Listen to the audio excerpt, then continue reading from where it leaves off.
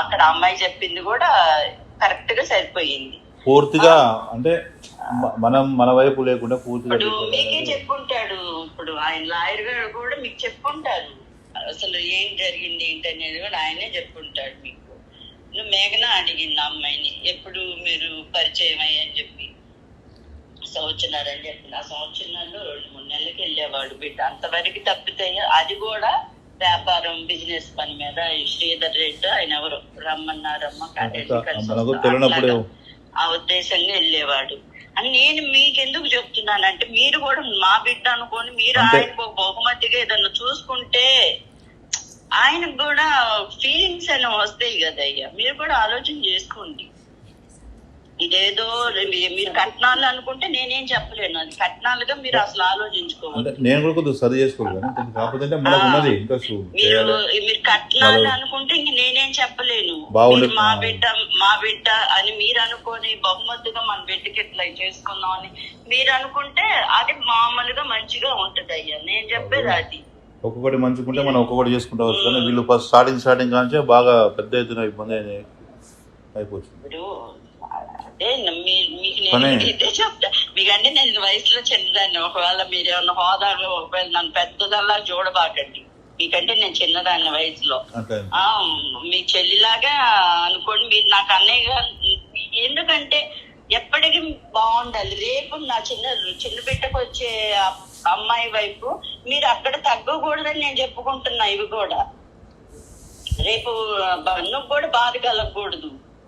మీరు మీ ఫస్ట్ నుంచి మీరు అది చూసుకోండి అయ్యా అని మీకు ఎంత మందితో చెప్పించినా మీరు కూడా ఇనింది లేదు.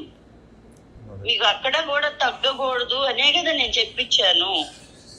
ఫస్ట్ మనం అనుకునే దాని ప్రిపరేషన్ ఉంది. ఎందుకంటే నేను కొన్ని బయట కొన్ని పెద్ద పెళ్లి చేసి ఈ మధ్య మనం ఊహించుకోలేదు. నాకు అర్థమైంది, నేను కాదన్నయ్యా. చిన్న పాపది మనం ఊహించుకోలేదు.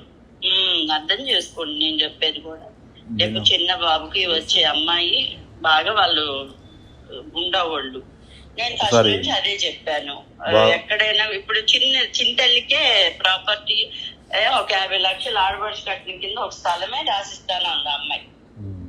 అంటే నాకు తెలిసిన ప్రకారం. అంటే మిమ్మల్ని నేను ఇప్పుడు అంత అమ్మాయికి ఇమ్మని కదా నేను చెప్తుంది. బన్నుకి మీరు ఏ విధంగా బహుమతిగా ఇచ్చుకొని చూసుకుంటారా? రేపు మేఘన తగ్గకూడదు, రేపు అన్నయ్య కూడా మా మావయ్య నాకేమో చూశారు అనేది బన్నుకు కూడా ఆలోచన రాకూడదు అలాగా. అందుకోసమని నేను మేఘనాకు చెప్పాను కానీ అయ్యా, లేకపోతే మీరు ఇచ్చేయొచ్చి మాకేమి అసలు అంత అవసరం కూడా ఉండదు. మాకే ఎక్కువ. ఎందుకంటే మేము అందరికి చూడాలి, అందరికి పెట్టాలి, ఇట్లా చాలు. నాకు దేవుడు మంచిగా ఇచ్చాడు, ఒక దగ్గర చేయి చాలకుండా చాలు. అది నాకని నేను సంతోషపడతానయ్యా. కానీ ఇది మీకెందుకు చెప్తున్నానంటే మీరు కూడా ఆలోచన చేసుకోండి.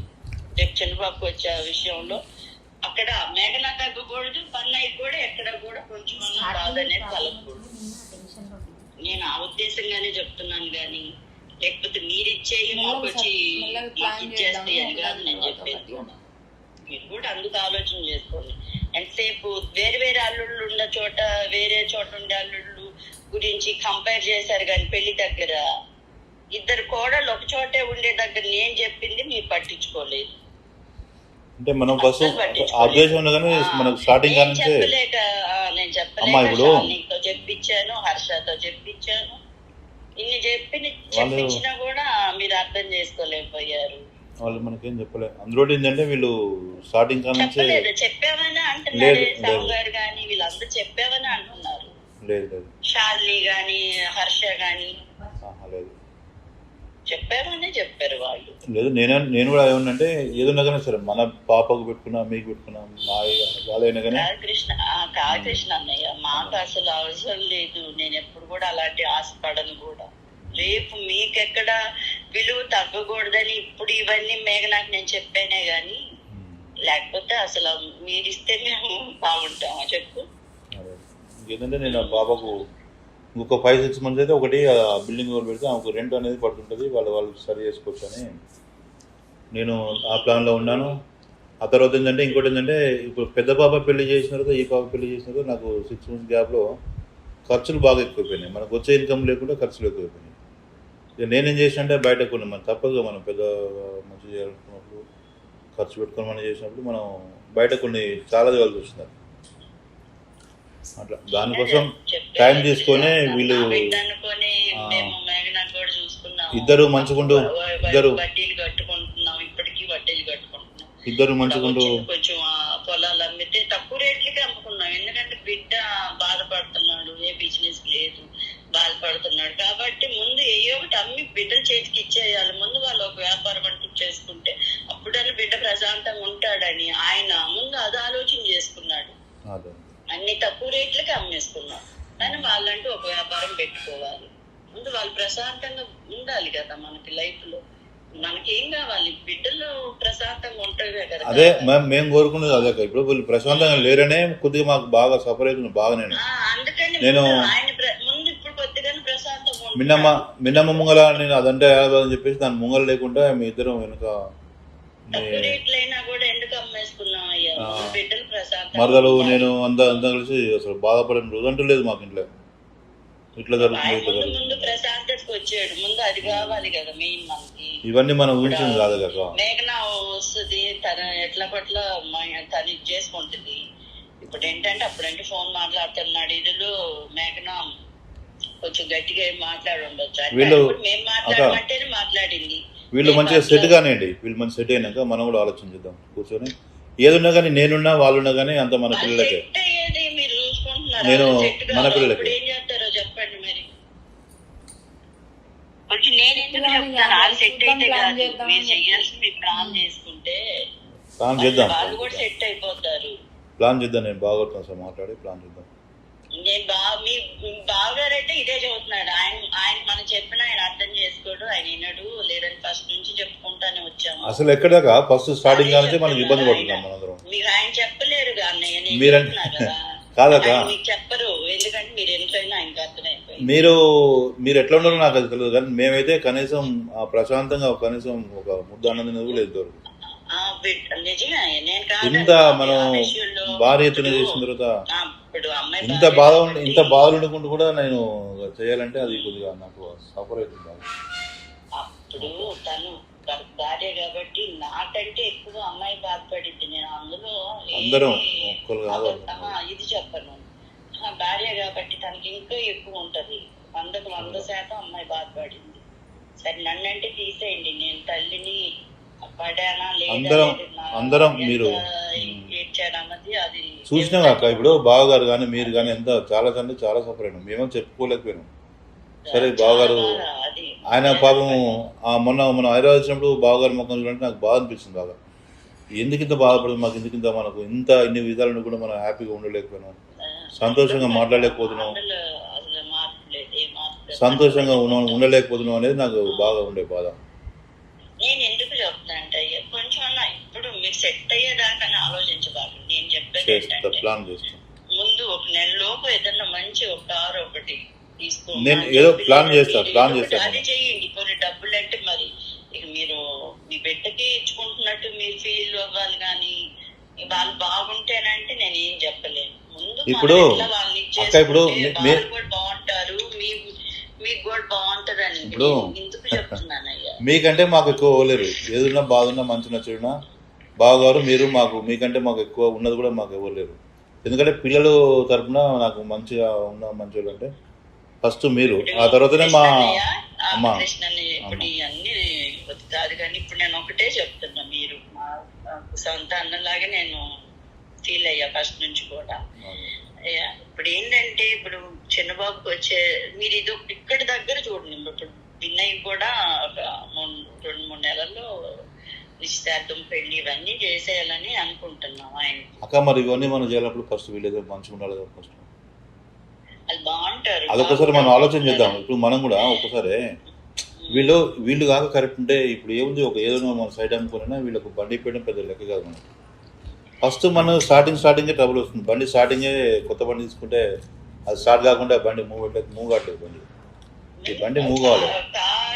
కారు అన్నా చూడండి, డబ్బులు ఇచ్చి వ్యాపారం అంటే ఇప్పుడు మేమే వ్యాపారం పెట్టించేసుకుంటున్నాం. మీ డబ్బులు దాకా అవసరం లేదు అక్క. వాళ్ళు ఏంటంటే చేయాలనుకుంటే నా బిజినెస్ మొత్తం వాళ్ళకి ఉపయోగిస్తాను, నా బిడ్డకు ఉపయోగిస్తాను, వాళ్ళకి ఉపయోగిస్తాను, నా వ్యాపారం. మా మాకు బహుమతికి ఇచ్చుకున్నారనేది వాళ్ళకు కూడా కొంచెం అన్న మైండ్ లో రావాలి కదా. నేను చెప్తుంది అందుకని. ఆయన కూడా చూసుకున్నారనేది ఆయనకు కూడా రావాలి కదా, బన్నుకు కూడా. మీరు అది ఆలోచించట్లా. ముందు ఇద్దరు బాగుంటే బాగుంటారని అదే ఒక్కటే ఆలోచిస్తున్నారు. కానీ బాగుంటారు, ఎందుకు బాగోరు? బాగోరని ఎందుకు అనుకోవాలి అసలు? ఇబ్బంది అవుతుంది. బాగోరని ఎందుకు అనుకోవాలి? ఇదైతే మీరు చెప్పింది నా దృష్టిలో పెట్టుకుని నేను ప్లాన్ చేస్తాను, ఖచ్చితంగా ప్లాన్ చేస్తాను. అయితే ఎప్పుడు అనేది కాదు కానీ నేను బాగోతో డిస్కస్ చేసి నేను ప్లాన్ చేస్తాను. అయితే మాకేంటంటే మాకు ఒకటే మాకు మీకంటే ఎక్కువ మళ్ళీ చెప్తున్నా ఏంటంటే ఎక్కువ మాకు ఉన్నది కూడా ఎవరు లేరు. బన్ను బాగున్నా, నా బిడ్డ బాగున్నా, మీరు బాగున్నా, ఫస్ట్ మేము కూడా బాగుండాలి. అందరం బాగుండాలని కోరుకోవాలి దేవుణ్ణి. అందరినీ ప్రార్థన చేసుకోవాలి. మాకు కొద్దిగా మాకు ఫస్ట్ మేము ఈ షాక్ నుండి బయటపడాలండి. మేమైతే ఈ బాగా సఫర్ అవుతున్నాం. ఈ సఫర్ నుంచి కొద్దిగా బయటపడితే కొద్దిగా మాకు రిలాక్స్ అవుతుంది. ఆ తర్వాత ఖచ్చితంగా మనం ప్లాన్ చేయాలి. మీరు చెప్పకుండా మీరు చేయకుండా నేను చేయండి, ఖచ్చితంగా చేస్తాను. మరీ పాపం నా బిడ్డ అయితే అది ఇంతవరకు మీరు నమ్మకూడదు కానీ ఏడవకుండా ఉన్న రోజు లేదా సార్, అంత ఘోరంగా పాపం అంత ఇట్లాంటి బాధ ఏ పిల్లలకు రావద్దని నేనైతే మనస్ఫూర్తి కోరుకుంటున్నాను. ఇవన్నీ బాధలు పెట్టుకుని కూడా నేను చేస్తున్నట్టే ఇప్పుడు మనం పెద్దవాళ్ళం, పెద్ద సంబంధంలో మనం పెద్దవాళ్ళం అంతా నేను నాతో మార్కెట్లో సూర్యాపేట జిల్లాలో మా ఫ్యామిలీ అంతా మంచి పేరున్న వ్యక్తులు మేము కూడా. కాకపోతే పొలిటికల్ మీద లేకుండా కానీ వ్యాపారంలో వాటిలో వీటిలో అన్ని విధాలు మనం మంచిగా ఉన్నాం. మీరు కూడా మంచిగా అన్నిటి స్టేట్లో మంచిగా పేరు మంచిగా ఉన్నది. మన ఫ్యామిలీ తగ్గట్టు మనం మంచిగా ఉన్నాం. అయితే ఇట్లాంటి డిస్టర్బ్ వచ్చినప్పుడు ఏంటంటే బాగా మెంటల్గా సఫర్ అవుతుంది.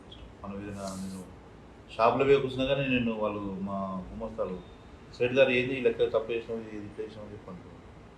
నాకు మైండ్ ఫస్ట్ కరెక్ట్ లేదు. నాకు ఈ సఫర్ కూడా పిల్లలతోటి ఇంటికి వస్తున్నది ఏడు మద్దలేమో ఇట్లా ఇబ్బంది పడుతుంది అని చెప్పేసి వాళ్ళు అసలు ఒక్కరోజు కూడా ప్రశాంతం ఇంట్లో హాయిగా పడుకున్న రోజులు ఎంతో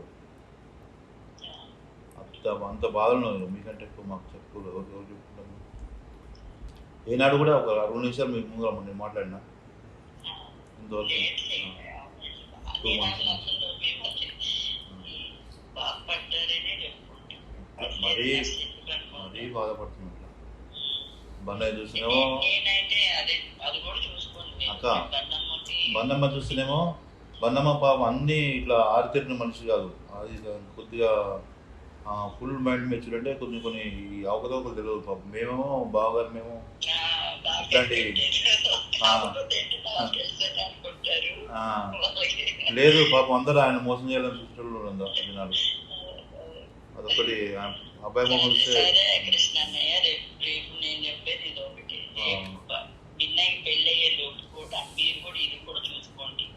చాలా కొంచెం సాయం అన్ని బాగుంటాయి అనుకోండి కానీ ముందు బాగుంటాయి అప్పుడు చూద్దామని అసలు ఆలోచించుకోకండి. మీరు ఇది కూడా చూసుకోండి. రేపు మేఘనాకి కానీ బన్నయ్యకి కానీ రేపు వచ్చే అమ్మాయి ముందు ఎటువంటి తగ్గకుండా చూసుకోండి. ఇది ఒకటి నేను మీకు చెప్తున్నాను. వీళ్ళు మంచిగా ఏర్పాటు చేసుకోవాలి. వీళ్ళు మంచిగుంటే మనకు చాలండి, నాకేమొద్దు. ఇంతవరకు అయితే మీరు నమ్ముకోండి. ఇంత సమస్య, ఇంత పెద్ద ఘోరమైన సమస్య ఉన్నా కానీ ఏ ఒక్కరు కూడా కనీసం నా బిడ్డ ఇట్లా బాధపడుతుందని అసలు ఏం చెప్పుకోవాలో నేను అసలు అదొక భయంకర నిజం కాకుండా నేను బాధపడుతున్నాను. ఇట్లాంటిది అయితే సమస్య ఎవరికి రావద్దాక అసలు అత్యంత బాధాకరమైన విషయం మనకు. అమ్మా ఈ ఇబ్బందుల నుంచి మనం బయటపడ్డాక నేను ఖచ్చితంగా ప్లాన్ చేస్తాను. మీ మాట నేను కాదని చేస్తాను.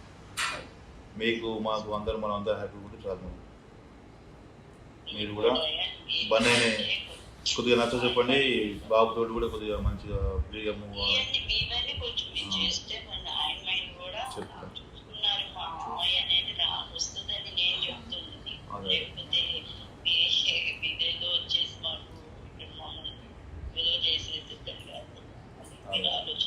ఏమో నేనేం చేస్తుంటామా, నేను ఇంతవరకు ఏదైనా ప్రాపర్టీ నేను పక్కకు పెట్టేసి ఇంతవరకు నేను అమ్మిన ప్రాపర్టీ దొరకలేదు.